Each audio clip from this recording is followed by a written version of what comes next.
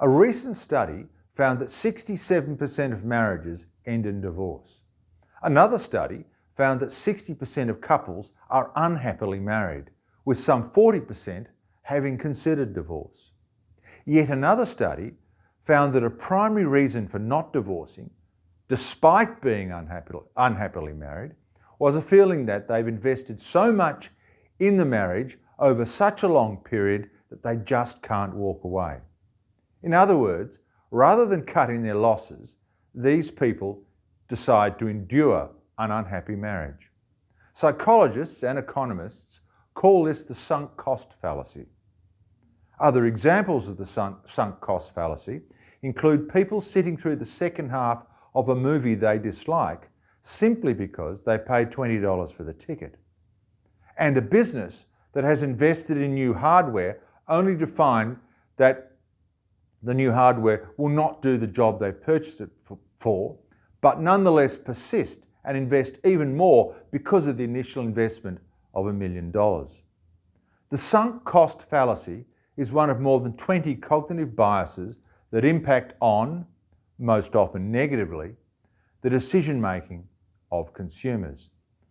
The sunk cost fallacy is important to marketers when trying to convince someone to change product or brand, and where there's a significant investment of time or money in the existing product or brand. Research and empirical evidence suggests that this bias can be very difficult indeed to overcome.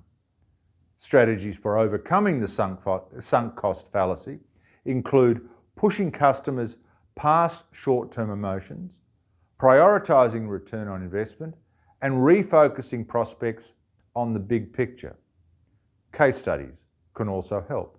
Insights: most human beings are, from time to time, impacted by the sunk cost fallacy.